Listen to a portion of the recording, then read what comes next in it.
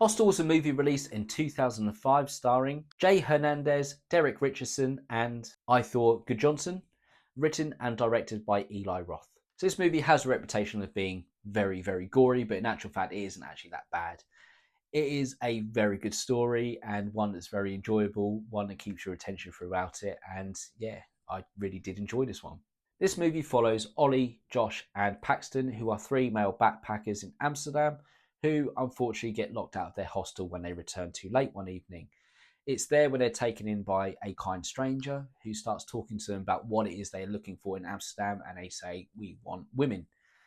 And it just so happens that he knows the perfect place to go, which is near Bratislava, and it's a place where the most beautiful women go, and they will pay, they'll happily, show them a good time because they're American. Well, in one case, one of them is Norwegian. Unfortunately, the place they end up going to, it just turns out to be a torture chamber. And what we learn is actually people pay to also the backpackers will get captured, kidnapped, sort of enslaved, and chained up, and people will pay money to go and inflict torture and kill these people.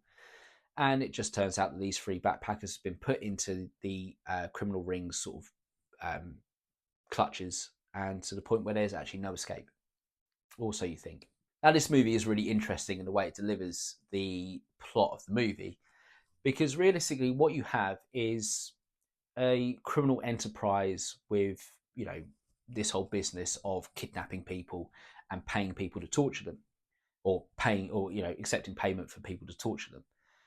And it's basically sort of unveiled in stages, and the stages are the three backpackers. So the first person to go missing is Ollie, and Ollie's disappearance basically indicates to the audience that something is wrong.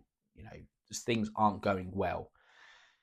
And what's really weird about it is that when Ollie goes missing, the other two get random text messages from it, just pictures in front of different landmarks saying, "Oh, I found a girl. I've gone home now. I've gone back. Don't contact me." It's all of that lot, which is very sus and just almost a half-hearted effort to say bye, which no one believes. The second person to go missing is Josh, but with him, we actually see what happens to him, and he gets tortured. So we get another piece of the puzzle that's landed, in our lap. His torture is quite horrible because the person torturing him basically opens the door and says, "Oh, if you want to leave, you can leave." But we don't realise that he snipped his Achilles. So when he does go to get up, he can't move his legs because his feet won't lift off the floor. So yeah, that's another level of torture that comes to it, and quite horrible. Then when Paxton gets sort of kidnapped and tricked into it, we see everything happen. So we see him get lured in, we see him get kidnapped and chained up. We then see more and more of the criminal enterprise by following him, because he then breaks out. So we get to learn that actually people are coming from across the world and paying this criminal business money to be able to torture these poor captives. We then learn that how far the organisation goes, and the fact it's infiltrated the police. The police are on side with it. The fact it reaches as far as, when they're on the train, they've been approached by someone to bring them into this to be kidnapped. It's all really quite interesting about just how far this web goes. Now, it is quite a brisk story. The pace is very quick in this. A lot does happen in the time frame that this movie takes place, but it is a very, very engaging story as a result. You've got very limited characters, a very limited amount of characters, and a very basic plot, but it is explored very, very well. Now, the gore in this movie, that's where the horror comes from, and the gore is next level. There isn't an excessive amount of it.